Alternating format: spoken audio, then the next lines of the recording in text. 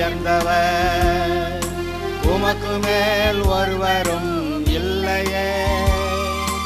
எல்லோருக்கும் மேலாக உயர்ந்தவர், உமக்கு மேல் ஒருவரும் இல்லையே. அல்லேலூயா, அல்லேலூயா, அல்லேலூயா, ஆமென். அல்லேலூயா, அல்லேலூயா, அல்லேலூயா, ஆமென். இன்றைக்கு திருமணமும் குடும்ப வாழ்வும் ஒரு உடன்படிக்கைக்கு உட்பட்டது என்பதை பற்றி நான் உங்களோடு கூட சில வார்த்தைகளை வேதத்திலிருந்து பகிர்ந்து கொள்ள விரும்புகிறேன். பாருங்கள், மனிதனை படைக்கும் பொழுது அவனுடைய சரீரத்தை மண்ணிலிருந்து எடுத்து அவனை ஒரு உருவமாய் செய்து அவனுக்குள் தன்னுடைய ஜீவ சுவாசத்தை ஊதினாராம். அவன் ஜீவாத்மாவானானாம். ஆனால் மனுஷியை படைக்கும் போது மறுபடியும் மண் எடுத்து ஒரு உருவமாக செய்து ஜீவ சுவாசத்தை ஊதாமல் ஆதாமுக்கு அயர்ந்த நித்திரை வரப்பண்ணி அவனுடைய விலா எலும்பு ஒன்றை எடுத்து அதை மனுஷியாக செய்து அவனுக்கு ஏற்ற துணையாக இருக்கும்படி கொடுத்தாராம். பாருங்கள், மற்ற எல்லா மிருகங்களுக்கும் துணை இருந்தது, ஆணும் பெண்ணுமாக சிருஷ்டிக்கப்பட்டிருந்தது. மனிதன் மாத்திரம் தனிமையாக இருந்தான். ஆதலால் தேவன் சொன்னார், மனிதன் தனிமையாக இருப்பது நல்லதல்ல, அவனுக்கு ஏற்ற துணையை உண்டாக்குவேன் என்று சொல்லி அவனுடைய விலா எலும்பு ஒன்றை எடுத்து அதை மனுஷியாக செய்து கொடுத்தார் என்று நாம் பார்க்கிறோம். இன்றைக்கும் பாருங்கள், மாப்பிள்ளை பெண் வயதுக்கு வந்த உடனேயே மாப்பிள்ளை பார்க்கிற பெண் பார்க்கிற படலம் வருகிறது. அப்படி ஏற்ற மாப்பிள்ளையை பெண்ணை கண்டுபிடிக்கிறார்கள், திருமணம் செய்து வைக்கிறார்கள். இந்த திருமணம் செய்து வைக்கிற அந்த முறைகள் ஒருவேளை பல விதமாக இருக்கலாம். பாருங்கள், ரெஜிஸ்டர் ஆஃபீஸில் போய் ரெஜிஸ்டர் பண்ணுவது முதல் கொண்டு அல்லது சீர்திருத்த திருமணம் என்று சொல்லி பெரியவர்கள் முன்பாக ஒரு கூட்டத்தில் அங்கே தாலி கட்டலாம், அல்லது கை கோர்த்து அல்லது கை கொடுத்து அப்படி அவர்கள் கணவன் மனைவி என்று அறிவிக்கப்படலாம். அல்லது அங்கே நடுவில் அநேக ஆராதனைகளிலே நடுவில் ஒருவர் இருந்து அந்த மந்திரமெல்லாம் ஓதி அவர்கள் கணவன் மனைவி என்று சொல்லலாம். சிலர் போய் ஒரு கோவிலுக்கு முன்பாக நின்று அங்கே தாலி கட்டி கொள்ளுகிறார்கள், அது திருமணம் என்று சொல்லுகிறார்கள். கிறிஸ்தவ சபையிலே பார்ப்பீர்கள் என்றால் அங்கே ஒரு அழகான ஆராதனை நடக்கிறது. அந்த ஆராதனையில் இந்த உடன்படிக்கையை பற்றியதான தெளிவான ஒரு காரியம் அங்கே சொல்லப்படுகிறது. அந்த திருமணங்கள் எந்த விதத்தில் நடந்தாலும் சரி, அங்கே நம்மை படைத்த தேவன், பாருங்கள், எல்லாரும் பூமியில் இருக்கக்கூடிய எல்லா மனிதர்களும் அவர்கள் எந்த நாட்டவராக இருந்தாலும் சரி, எந்த பின்னணியை சேர்ந்தவர்களாக இருந்தாலும் சரி, அவர்கள் எல்லாருமே ஆதாமுடைய சந்ததியாக இருக்கிறபடியாலே அவர்கள் எல்லாரையும் படைத்த தேவன் இந்த திருமணத்தை அங்கே நடத்தி வைக்க அவர் வருகிறார்.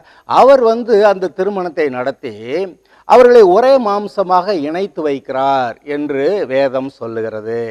அதை பற்றி இன்று நான் உங்களுக்கு எப்படி திருமணம் நடக்கிறது, அதில் என்னென்ன முக்கியமான அம்சங்கள் அங்கே இருக்கிறது, அந்த உடன்படிக்கை எப்படி அது நிறைவேற்றப்படுகிறது என்பதை பற்றி இன்று நான் உங்களுக்கு ஒரு காரியத்தை எப்படி திருமணம் நடக்கிறது என்பதை சொல்லி நான் உங்களுக்கு விளக்க விரும்புகிறேன்.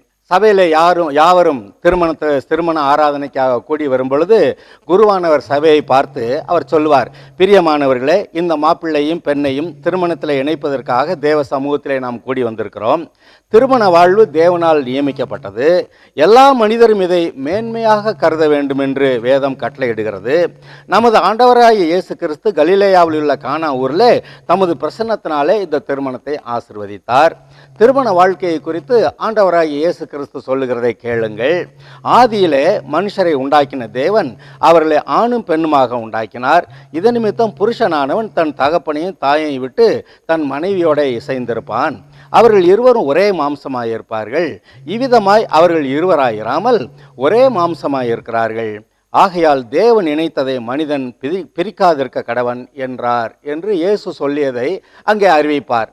அதற்கு பிறகு இப்படி இருக்க திருமணத்தை ஒருவரும் யோசனையின்றி செய்யாமல் ஜெபத்தோடும் திருமணம் ஏற்படுத்தப்பட்டிருக்கும் நோக்கங்களை சிந்தித்து அதை செய்வது அவசியம். ஆகையால் இந்த தூய நிலைமையில் இவர்கள் ஒன்றாக்கப்படுவதற்காக வந்திருக்கிறார்கள். ஆனால் உங்களில் யாருக்காவது திருச்சபையின் நியமப்படியும் தேச சட்டப்படியும் இவ்விருவருக்கும் திருமணம் நடத்தக்கூடாது என்று நியாயமான தடை ஏதேனும் தெரியுமானால் அதை இப்பொழுதே தெரிவிக்க வேண்டும். இல்லாவிட்டால் இனி இதை குறித்து ஒரு காலம் ஒன்றும் சொல்லக்கூடாது என்று சபைக்கு ஒரு அறிவிப்பு கொடுப்பார். பாருங்கள், இவர்கள் திருமணத்தில் இணைக்கப்பட போகிறார்கள். அதாவது இவ்வளவு காரியங்கள் சொல்ல வேண்டுமானால் அதற்கு ஒரு முக்கியத்துவம் இருக்கிறது. ஏனென்றால் இப்பொழுது திருமணத்தில் இணைக்கப்பட போகிறவர்கள் ஏதோ கொஞ்ச காலங்களுக்கு சேர்ந்து வாழ்ந்து பிறகு இஷ்டத்து போல் வாழுகிறதற்காக அல்ல. இப்படி இணைக்கப்படுகிறவர்கள் மரண பரியந்தம் அவர்கள் கணவனும் மனைவியுமாக ஒரே மாம்சமாக ஒருமனப்பட்டவர்களாக தேவன் கொடுக்கிற அந்த ஆசீர்வாதத்தை பெற்று அவர்கள் வாழ்ந்திருக்கும்படியாக அவர்கள் இணைக்கப்படுகிறார்கள். இதை பிரிக்க எந்த மனிதனுக்கும் அதிகாரம் கிடையாது. ஆதலால் இதை நாம் கவனமாய் செய்ய வேண்டும், ஏற்றபடி செய்ய வேண்டும். இவர்களுக்கு ஒத்துப்போகிற மாப்பிள்ளை பெண் தானா என்று பார்த்து இதில் சமுதாயத்திலோ அது சபைக்குரிய காரியங்களிலோ ஏதேனும் அது தடை இருக்குமானால் அதை அப்பொழுதே அறிவிக்க வேண்டும் என்று அங்கே கட்டளையிடப்படுகிறது. அது மாத்திரமல்ல, அப்பொழுது அவர்கள் அதை பேசாவிட்டால் இனி எப்பொழுதும் இதை பற்றி ஒன்றும் பேசக்கூடாது என்று கர்த்தருடைய நாமத்தினாலே கட்டளையும் அங்கே வெளிப்படுகிறது. அதற்கு பிறகு இந்த திருமணத்தை நடத்தி வைக்கிற சபை போதகர் மாப்பிள்ளை பெண் இருவரையும் பார்த்து அவர் சொல்லுவார், நீங்கள் இருவரும் இத்திருமணத்தில் ஒன்றாய் இணைக்கப்படக்கூடாதபடிக்கு உங்கள் இருவரில் யாருக்காவது ஏதாவது காரணம் இருந்தால் அதை இப்பொழுதே தெரிவிக்க தேவ சமூகத்தில் உங்கள் இருவருக்கும் கட்டளையிடுகிறேன் என்று சொல்லுவார். அதாவது சில சமயத்தில் பாருங்க, இந்த பொண்ணோ மாப்பிள்ளையோ பெற்றோரோட கட்டாயத்தினால அதை ஒன்றும் சொல்ல முடியாமல் வந்து அங்கே கட்டாயத்துக்கு திருமணத்தை பண்ணிக்கொள்ள வேண்டியிருக்கிறதே என்று சொல்லி வேதனையோடு கூட வருவார்கள். அப்படிப்பட்ட நிலைமையிலே தப்பிக்கொள்வதற்கு இங்கே ஒரு வாய்ப்பு மறுபடியும் கொடுக்கப்படுகிறது. அங்கே அந்த போதகர் சொல்லுவார், உங்களில் யாருக்காவது ஏதேனும் தடை இருந்தால் இப்பொழுது நீங்கள் இதை தெரிவிக்க வேண்டும் என்று கர்த்தருடைய நாமத்தில் கட்டளையிடுகிறேன் என்று சொல்லுவார். அப்பொழுது ஏதாவது பிரச்சனை இருந்தால் அதை தெரிவிக்கலாம். அந்த நேரத்திலேயே அந்த திருமணம் நிறுத்தப்படும். பிறகு அந்த சபை திருமணத்தை நடத்தி வைக்கிற அந்த குருவானவர், அந்த சபை போதகர் மாப்பிள்ளையை பார்த்து, இன்னாராகிய இவரை உமது மனைவியாக ஏற்றுக்கொண்டு அவரை மாத்திரம் பற்றி கொள்வீரா என்று ஒரு கேள்வி கேட்பார். அதற்கு அவர் ஆம் பற்றி கொள்வேன் என்று அவர் சொல்ல வேண்டும். சபை முன்பாக அவர் அதை அறிவிக்க வேண்டும். அதற்கு பிறகு அவர் பெண்ணை பார்த்து, இன்னாராகிய இவரை உம்முடைய கணவராக ஏற்றுக்கொண்டு அவரை மாத்திரம் பற்றி கொள்வீரா என்று அவரை கேட்பார். அதற்கு அந்த பெண்ணும் கூட ஆம் பற்றி கொள்வேன் என்று அவர்கள் அப்படி சொல்ல வேண்டும். அப்படி சொன்னால்தான் அடுத்த படிக்கு முன்னேறுகிறார். என்ன, இந்த பெண்ணை திருமணத்துக்காக கொடுக்கிறவர் யார் என்று அங்கே சபையில் அறிவிக்கப்படும். அப்பொழுது பெண்ணின் தகப்பனார் அந்த முன்னால் பெண்ணின் வலது கையை பிடித்து மாப்பிள்ளையோட வலது கையிலே கொடுக்க சொல்லுவார். மாப்பிள்ளையோட வலது கையிலே கொடுத்த பிறகு அங்கே ஒரு அறிக்கை அவர்கள் பண்ண வேண்டி இருக்கிறது. அந்த அறிக்கையை சற்று நன்றாய் கவனியுங்கள். அப்படி மாப்பிள்ளை பெண் இருவரும் கைகளை பிடித்து கொண்டு ஒருவருக்கு ஒரு கையை பிடித்து கொண்டு நிற்கும் பொழுது அப்பொழுது அந்த சபை போதகர் கேட்கிறார், மாப்பிள்ளையாகிய நீர், பெயர் சொல்லி, மாப்பிள்ளையாகிய நீர் பெண்ணாகிய இவரை உமது மனைவியாக ஏற்றுக்கொண்டு இன்று முதல் நன்மையிலும் தீமையிலும் வாழ்விலும் தாழ்விலும் சுகத்திலும் சுகவீனத்திலும் மரணம் நம்மை பிரிக்கும் வரை தேவனுடைய தூய நியமப்படி உம்மை நேசிக்கவும் காப்பாற்றவும் வாக்கு கொடுக்கிறேன் என்று இந்த சபை போதகர் சொல்ல அவர் பின்னாலேயே சொல்ல வேண்டும்.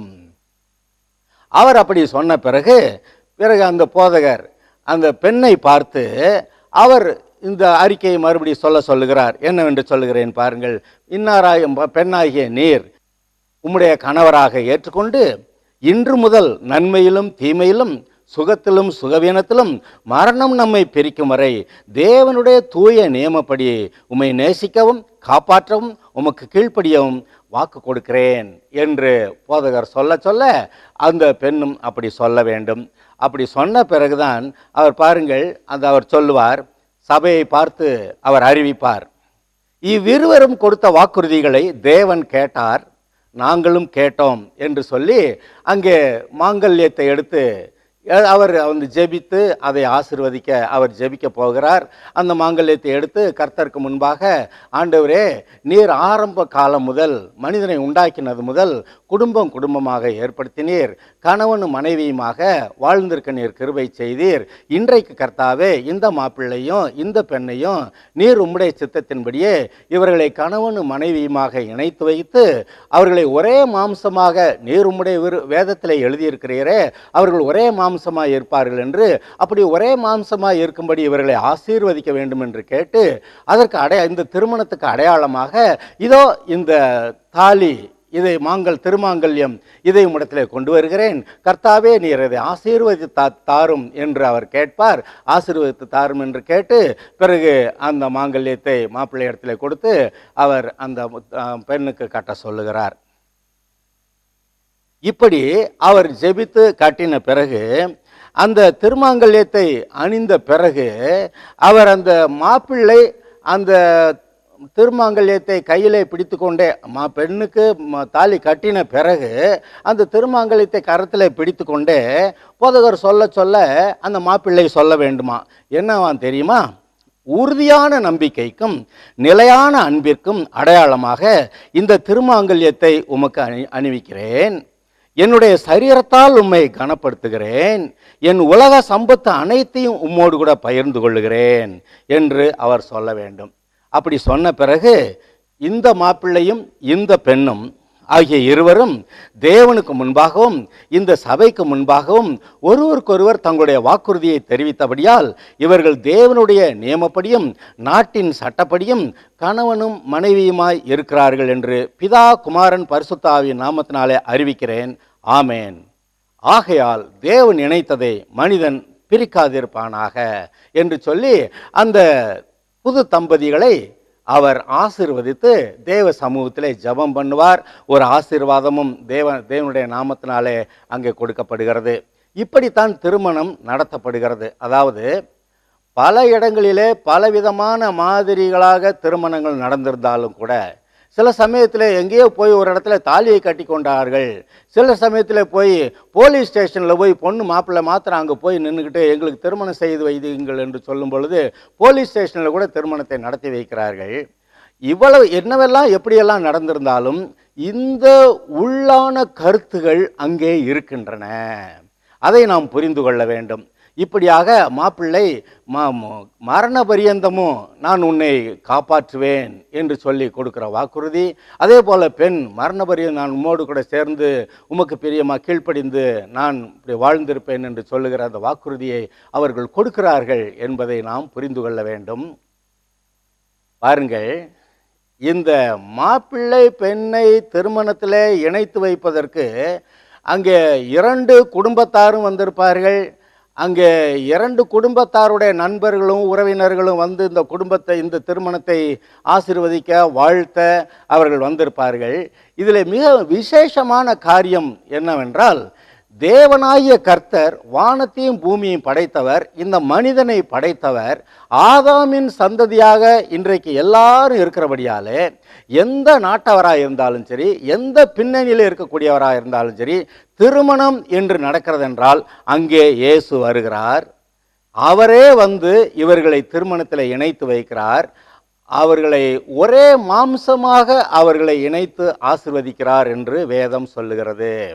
போதகர் என்ன செய்வார்? இவர்கள் கணவனும் மனைவியுமாய் இருக்கிறார்கள் என்று அறிவிக்கிறேன் என்று சொல்லிவிடுவார். ஆனால் இந்த 2 பேரையும் ஒரே மாம்சமாக இணைக்கக்கூடிய ஒரு வேலை அது தேவனே வந்து செய்கிறார். ஏனென்றால் மனிதனை படைத்தது தேவன், இந்த திருமணத்தை உண்டாக்கியது தேவன், குடும்ப வாழ்க்கையை ஏற்படுத்தியது தேவன்.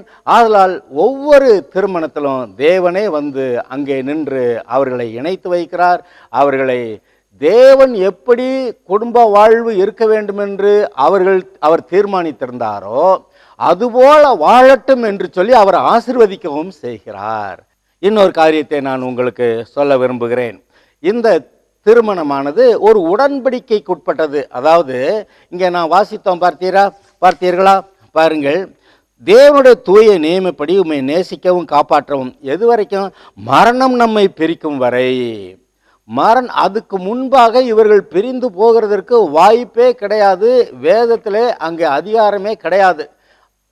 கணவனும் மனைவியுமாக சேர்த்து வைக்க தான் அங்கே அதிகாரம் கொடுக்கப்பட்டிருக்கிறதே ஒழிய பிரிப்பதற்கு அதிகாரம் கிடையாது. வேதம் சொல்லுகிறது, தேவன் இணைத்ததை மனிதன் பிரிக்காதிருக்க கடவன் என்று சொல்லி.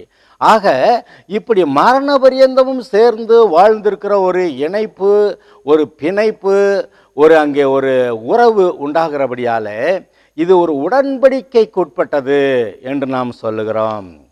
இப்படி தேவனாய கர்த்தர் இவர்களை திருமணத்தில் இணைத்து வைக்கும் பொழுது பாருங்கள்,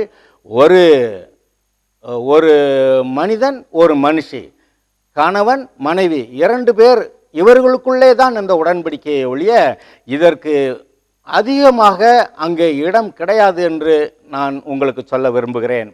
பாருங்கள், ஆதாமை உண்டாக்கினவர் அவனுக்கு ஏவாளை உண்டாக்குவதற்காக அவனுடைய விலா எலும்பு ஒன்றை எடுத்து அவனுக்கு மனைவியாக கொடுத்தார் என்று நாம் பார்க்கிறோம்.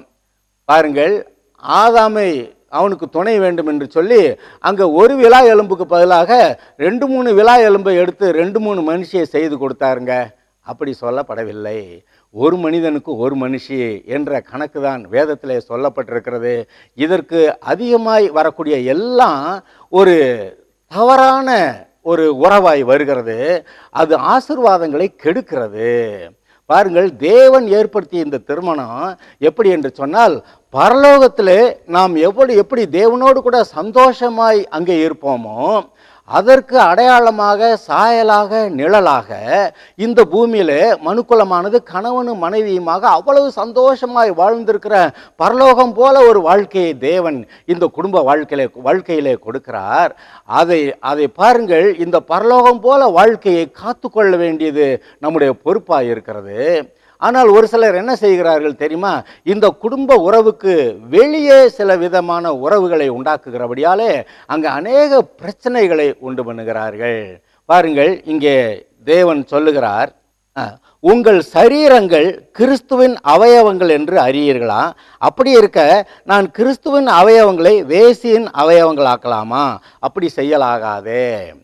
வேசியோடு இசைந்திருக்கிறவன் அவளோட ஒரே சரீரமாய் இருக்கிறான் என்று அறியீர்களா? இருவரும் ஒரே மாம்சமாய் இருப்பார்கள் என்று சொல்லி இருக்கிறதே.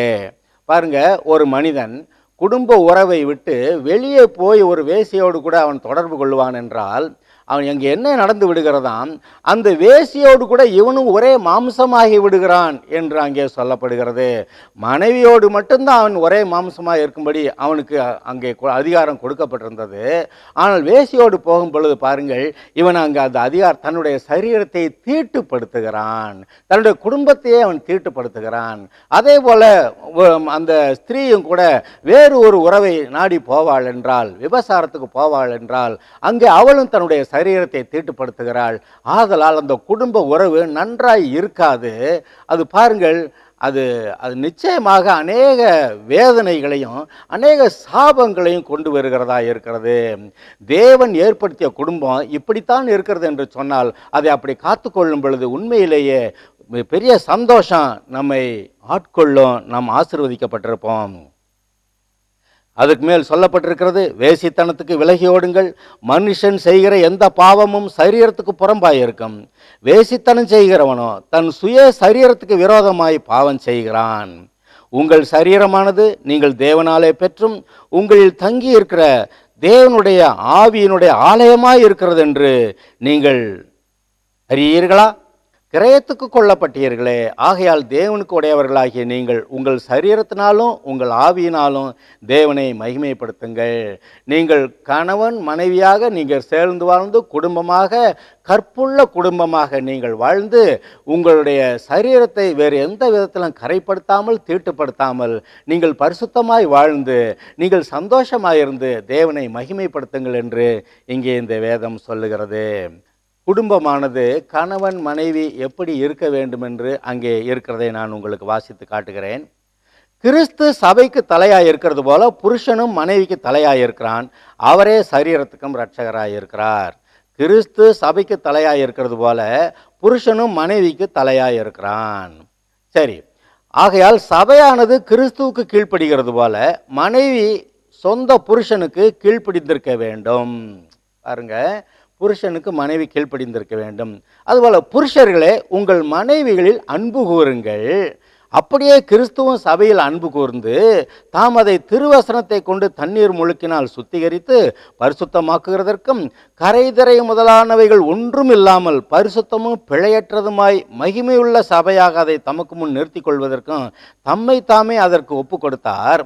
அந்தபடியே புருஷர்களும் தங்கள் மனைவிகளை தங்கள் சொந்த சரீரங்களாக பாவித்து அவர்களில் அன்பு கூற வேண்டும். தன் மனைவியிடத்தில் அன்பு கூறுகிறவன் தன்னில் தான் அன்பு கூறுகிறான். தன் சொந்த மாம்சத்தை பகைத்தவன் ஒருவனும் இல்லையே. கர்த்தர் சபையை போஷித்து காப்பாற்றுகிறது போல ஒவ்வொருவரும் தன் மாம்சத்தை தன் மனைவியை போஷித்து காப்பாற்றுகிறான். பாருங்கள், இங்கே ஒரு முக்கியமான கருத்து வருகிறது. இயேசுவானவர் தன்னுடைய உயிரையே கொடுத்து கற்புள்ள மணவாட்டியாக அங்கே மணவாளனாகிய இயேசுவுக்கு நியமிக்கிறாரே, அதுபோல பாருங்கள், இந்த புருஷனானவன் தன் உயிரையும் கொடுத்து மனைவியை காப்பாற்றவும் போஷிக்கவும் வேண்டும் என்று இங்கே வேதம் கட்டளையிடுகிறது. உயிரையும் கொடுத்து அவன் மனைவியை அன்பு கூற வேண்டுமா, காப்பாற்ற வேண்டுமா, போஷிக்க வேண்டுமாம். மனைவியும் புருஷனிடத்திலே பயபக்தியாக இருக்க கடவுள். ஒருத்தன் தன்னுடைய சரீரத்தில் தாங்கிட்ட எப்படி அன்பு கூறுகிறானோ அதுபோல் தன்னுடைய மனைவி இடத்துல அவன் அன்பு கூற கடவன். அது மாத்திரமல்ல, இந்த சரீரம் மனைவியானவள் இவனுடைய சொந்த சரீரமாக இருக்கிறபடியால் சொந்த சரீரத்தை பகைக்கிறவன் ஒன்றும் இல்லையே. ஆதலால் இந்த சரீரம் இவனுடைய சொந்த சரீரமாகிய மனைவி அவளிடத்தில் அன்பு கூற வேண்டும், அவளை நேசிக்க வேண்டும், அவளை காப்பாற்ற வேண்டும் என்று வேதம் இங்கே கட்டளையிடுகிறது. இன்னும் ஒரு காரியத்தை நான் உங்களுக்கு சொல்ல விரும்புகிறேன். 1 பேதுரு 3வது அதிகாரத்தில் அந்த வார்த்தைகள் வருகின்றன. அந்தப்படி மனைவிகளே, உங்கள் சொந்த புருஷர்களுக்கு கீழ்ப்படிந்திருங்கள். அப்பொழுது அவர்களில் யாராவது திருவசனத்துக்கு கீழ்ப்படியாதவர்களாக இருந்தால் பயபக்தியோடு கூடிய உங்கள் கற்புள்ள நடக்கையை அவர்கள் பார்த்து போதனையின்றி மனைவிகளின் நடக்கையினாலே ஆதாயம் பண்ணி கொள்ளப்படுவார்கள். சில சமயத்தில் பாருங்கள், என் புருஷன் சரியில்லைங்க, நான் என்ன பண்ணுறது அப்படின்னு சொன்னால் வேறு ஒன்றும் செய்ய வேண்டாம். நீங்கள் ஒழுங்காக செவ்வையாக அவனுக்கு புருஷனுக்கு கொடுக்க வேண்டிய மரியாதையை கொடுத்து நீங்கள் நன்றாக ஒழுங்காக இருப்பீர்கள் என்றால் தேவன் இவர்களை ஒழுங்குபடுத்துவாராம். இவர்களை நீங்கள் ஆதாயம் பண்ணி கொள்வீர்கள் என்று அந்த மனைவிகளுக்கு அங்கே சொல்லப்படுகிறது. அதே சமயத்தில் சிலருடைய வீடுகளில் பார்த்தீங்கன்னா இந்த மனைவி சரியில்லைங்க, ரொம்ப வாய் பேசுகிறாங்க, ரொம்ப பிரச்சனையாக இருக்குதுங்க என்று சொல்லக்கூடிய மனைவிகள் இருந்தால் கூட அங்கே சொல்லப்படுகிறது. பாருங்கள், 128வது சங்கீதத்தில் நான் அதை உங்களுக்கு வாசித்து காட்டுகிறேன். அங்கே கர்த்தருக்கு பயந்து அவருடைய வழிகளில் நடக்கிறவன் எவனோ அவன் இவ்விதமாய் ஆசீர்வதிக்கப்படுவான் என்று சொல்லி அது எப்படி ஆசீர்வதிக்கப்படுகிறான் என்று இங்கே உங்களுக்கு வாசித்து காட்டுகிறேன். பாருங்கள், சங்கீதம் 128. கர்த்தருக்கு பயந்து அவர் வழிகளில் நடக்கிறவன் எவனோ அவன் பாக்கியவான். சிலர் சொல்கிறாங்க, புருஷன் நான் ஒழுங்காக இருக்கேன், மனைவி நல்லா இல்லைன்னு. அப்படி நல்லா இல்லாத மனைவியை சரிப்படுத்துகிறாருங்கிறதுக்கு இங்கே சொல்லியிருக்கு பாருங்க. கர்த்தருக்கு பயந்து அவர் வழியில் நடக்கிறவன் எவனோ அவன் பாக்கியவான். எப்படி? உன் கைகளின் பிரயாசத்தை நீ சாப்பிடுவாய், உனக்கு பாக்கியமும் நன்மையும் உண்டாயிருக்கும். உன் மனைவி உன் வீட்டாரங்களில் கனிதரும் திராட்சை கொடியை போல் இருப்பாள். பாருங்க, கர்த்தருக்கு பயந்து இவன் கடவுளுக்கு பயந்து உண்மையாக இருந்தான்னா மனைவியை இப்படி நல்ல ஆசீர்வாதமாக ஆக்கி தருவேன்னு அங்கே ஆண்டவர் சொல்கிறாரு. பாருங்க, இப்படி சில சமயத்தில் வந்து விடுகிறது. புருஷன் வந்துட்டு எனக்கு மனைவி சரியில்லைன்றாங்க, மனைவி எனக்கு புருஷன் சரியில்லைன்றாங்க. ஆனால் இவர்கள் உண்மையாகவே கடவுளுக்கு பயந்து உண்மையாக அவர்கள் வாழ்வார்கள் என்றால் அந்த புருஷன் மனைவியை ஆதாயம் பண்ணிக்கொள்ளலாம், மனைவி புருஷனை ஆதாயம் பண்ணிக்கொள்ள தேவனே அங்கே உதவி செய்கிறார் என்று வேதம் சொல்லுகிறது. பாருங்கள், இன்னொரு விஷயத்தை நான் உங்களுக்கு சொல்ல விரும்புகிறேன். அந்தபடி புருஷர்களே, மனைவியானவள் பலவீனமான பாண்டமாய் இருக்கிறபடியால் சரீர பலன் குறைவாக இருக்கிறது, பலவீனமான பாண்டமாக இருக்கிறபடியால் உங்கள் ஜெபங்களுக்கு தடை வராதபடிக்கு நீங்கள் விவேகத்தோடு அவர்களுடனே வாழ்ந்து உங்களுடனே கூட அவர்களும் நித்திய ஜீவனாகிய கிருபையை சுதந்திரித்துக் கொள்ளுகிறவர்களானபடியால் அவர்களுக்கு செய்ய வேண்டிய கனத்தை செய்யுங்கள். பாருங்க, இதை கொஞ்சம் கவனிக்கணும், அப்போ தான் புரியும். அந்தபடி புருஷர்களே, மனைவியானவள் பலவீனமான பாண்டமாக இருக்கிறபடியால் உங்கள் ஜெபங்களுக்கு தடை வராதபடிக்கு. அதாவது ஜெபங்களுக்கு தடை வந்துருமா எப்போ? நீங்கள் அவங்களோட சண்டை போட்டிங்கன்னா ஜெபம் கூட பண்ண முடியாதுங்க. இங்க சண்டை போட்டுட்டு அங்க போய் ஜெபம் பண்ணா, அது என்ன அங்க சண்டை போட்டு இங்க வந்து ஜெபம் பண்ற? அப்படின்னு சொல்லி ஆண்டவர் கேட்டுருவாரு. அதனால ஜெபம் கூட பண்ண முடியாம போயிரும். ஆதலால் குடும்பத்திலே சமாதானமாய், சந்தோஷமாய் வாழ வேண்டும். அது மாத்திரமல்ல பாருங்கள், அம் உங்களுடனே கூட அவர்களும் நித்திய ஜீவனாகிய கிருபையை சுதந்திரத்துக் கொள்ளவர்களானபடியால், நீங்க 2 பேரும் சேர்ந்து வாழ்ந்து பரலோகத்துக்குரிய ஆசீர்வாதத்தெல்லாம் நீங்கள் சுதந்திரிக்க வேண்டியவர்களா இருக்கிறதுனால, நீங்கள் சேர்ந்து வாழுங்கள். அவர்களுக்கு செய்ய வேண்டிய கனத்தை செய்யுங்கள். புருஷன் மனைவிக்கு கொடுக்க வேண்டிய கனத்தை, மரியாதையை கொடுக்கணும். சும்மா மரியாதை இல்லாம நடத்தக்கூடாது என்று அங்கே சொல்ல வருகிறார். அதுல முக்கியமான ஒரு காரியம் உண்டு பாருங்கள். இன்றைக்கு பேங்க்ல அக்கவுண்ட் வச்சிருக்கிறாங்க. அது அந்த அக்கவுண்ட்ல 2 மாதிரி அக்கவுண்ட் இருக்குது. ஒன்று, இப்போ ஒரு மனிதன் தன்னிச்சையாக தனக்கென்று ஒரு அக்கவுண்ட் வைத்துக்கொண்டு அதில் பணம் போடலாம், எடுக்கலாம், அந்த மாதிரியாக ஒரு கணக்கு இருக்கிறது. ஆனால் திருமணமான பிறகு சிலர் என்ன செய்வார்கள் தெரியுமா? கணவன் மனைவி 2 பேருமா சேர்ந்து அந்த அக்கவுண்ட்டு அங்கே ஆரம்பிப்பார்கள். அப்படி அக்கவுண்ட் ஆரம்பித்தா ஒரு சில கணக்கு எப்படி வரும் தெரியுமா? கணவனும் மனைவியும் சேர்ந்து கையெழுத்து போட்டாதான் பணம் அங்கேருந்து எடுக்க முடியும் அப்படிங்கிற மாதிரி ஒரு சில அமைப்புகளில் அங்கே பேங்க்கில் அங்கே ஒரு கணக்கு இருக்குது பாருங்க.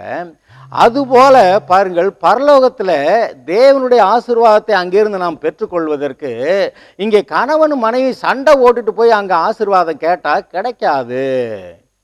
ஆனால் கணவனும் மனைவி 2 பேரும் ஒருமனப்பட்டவர்களாய் சந்தோஷமாய் வந்து, தேவனே எங்களை இப்படி ஆசீர்வதியும் என்று கேட்டால் உடனடியாக அங்கே ஆசீர்வாதம் வந்து விடுகிறது. அதாவது 2 பேரும் சேர்ந்து ஜாயிண்ட் அக்கவுண்ட் வச்சிருக்கிற மாதிரி பரலோகத்தில் நமக்கு அப்படி ஒரு அக்கவுண்ட் இருக்கிறது. தேவனிடத்திலிருந்து ஆசீர்வாதத்தை பெற வேண்டுமானால் இங்கே 2 பேரும் சண்டை ஓட்டுட்டு போய் தனித்தனியாக அங்கே கேட்டுக்கிட்டு இருக்க முடியாது, அங்கே நடக்காது. ஆனால் இருவரும் ஒருமனப்பட்டவர்களாய் சந்தோஷமாய், ஆண்டவரே எங்களுக்கு இந்த காரியம் நடக்க வேண்டும், இந்த ஆசீர்வாதம் வர வேண்டும் என்று கேட்கும் பொழுது உடனடியாக அந்த ஆசீர்வாதம் வருகிறது. அப்படியாக தேவன் அப்படி ஒரு ஆசீர்வாதத்தை வைத்திருக்கிறார். திருமணத்துக்கு முன்பாக வரைக்கும் தனித்தனி அக்கவுண்ட் இருக்கலாம், ஆனால் திருமணத்துக்கு பிறகு ஜாயிண்ட் அக்கவுண்ட், அதாவது 2 பேரும் சேர்ந்து தான் கையெழுத்து போட்டு பணம் எடுக்க முடியும் என்று சொல்லுகிறது போல 2 பேரும் ஒருமனப்பட்டு கர்த்தருடைய சமூகத்தில் வந்து ஆண்டவரே எங்களை ஆசீர்வதியும் என்று கேட்கும் போது தான் அந்த உண்மையான ஆசீர்வாதங்கள் இறங்கும், இல்லாவிட்டால் இறங்காது.